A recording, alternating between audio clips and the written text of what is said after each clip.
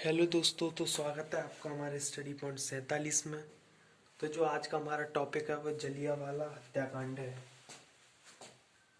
क्या जलियांवाला हत्याकांड?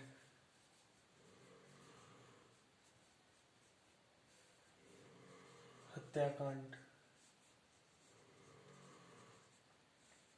तो जलियांवाले हत्याकांड की बात करें तो ये हुआ था तुम्हारा 13 अप्रैल सन 1919 को। कब? 13 अप्रैल सन 1919 को ये हुआ था। तो देखो 9 अप्रैल के दिन क्या हुआ था। सैफुद्दीन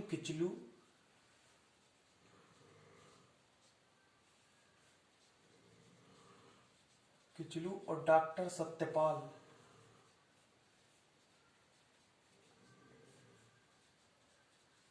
ये राष्ट्रवादी नेता थे।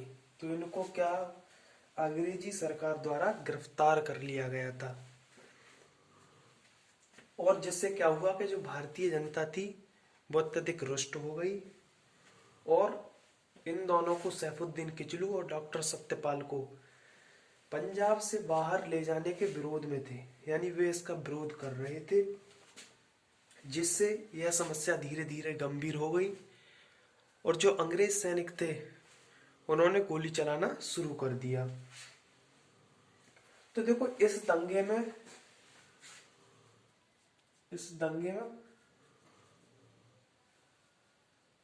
5 अंग्रेज मारे गए, अंग्रेजों की मृत्यु हो गई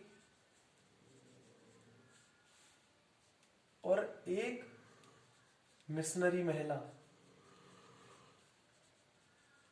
जो साइकिल पर सवार थी, इसको भी बुरी तरह से पीटा गया था। तो 13 अप्रैल को एक डायर ने घोषणा दी की थी कि 13 अप्रैल को डायर ने घोषणा की। डायर की घोषणा, तो घोषणा क्या की थी डायर ने कि कोई भी जो व्यक्ति है वह बिना पास के शहर से बाहर नहीं जाएगा और एक समूह में 3 से अधिक लोग जुलूस, प्रदर्शन या कोई भी सभा नहीं करेंगे। ये डायर ने 13 अप्रैल को घोषणा की थी। तो जब ये दंगा हो गया था तो इसको शांतिपूर्वक निपटाने की जो जिम्मेदारी दी गई थी, वे एक ब्रिटिश अधिकारी थे, वरिष्ठ अधिकारी थे वे, जिनका नाम था ब्रिगेडियर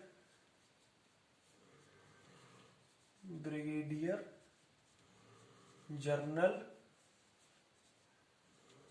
रेजिनोल्ड। तो इनको इस दंगे को निपटाने की जिम्मेदारी सौंपी गई थी।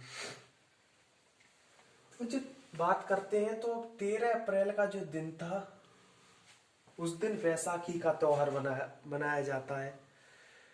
तो इस 13 अप्रैल के दिन वैसाखी का त्योहार मनाने के लिए लोग पास के प्रसिद्ध स्थल, जिसका नाम जलियांवाला बाग था, क्या था? इसका नाम जलियांवाला बाग था, यहाँ एकत्रित हो गए। अब यहाँ एकत्रित हो गए तो यहाँ इनकी जो सभा थी वे शांतिपूर्वक तरीके से चल रही थी, लेकिन इन लोगों को जनरल डायर की घोषणा की जानकारी नहीं थी। वे उनकी घोषणा से परिचित नहीं थे और इनकी सभा में 2 प्रस्ताव रखे गए थे।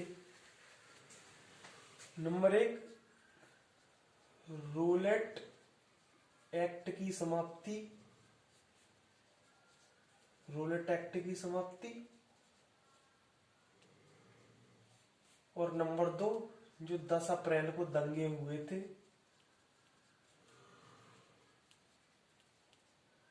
दंगों की निंदा की गई थी।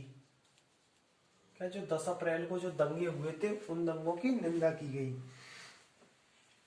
तो डायर ने जब ये उनकी सभा देखी तो उसने इस सभा को सरकारी आदेश की अवहेलना समझा और अपने सैनिकों से गोली चलाने का आदेश दे दिया।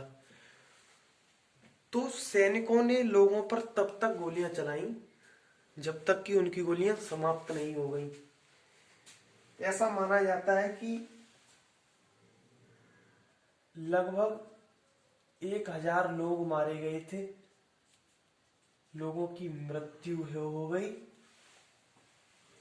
और जिसमें बच्चे, बूढ़े और महिला सभी थे। इन लोगों की मृत्यु हो गई और इस घटना से सारा देश स्तब्ध रह गया। और इसी कांड के विरोध में जो रविंद्रनाथ टैगोर थे, नाथ टैगोर ने अपनी नाइटहुड की उपाधि त्याग दी थी। नाइटहुड की उपाधि त्यागी। तो दोस्तों, कैसी लगी आपको ये वीडियो? अगर आपको ये वीडियो अच्छी लगी हो तो इसे लाइक करें, सब्सक्राइब करें एंड शेयर करें।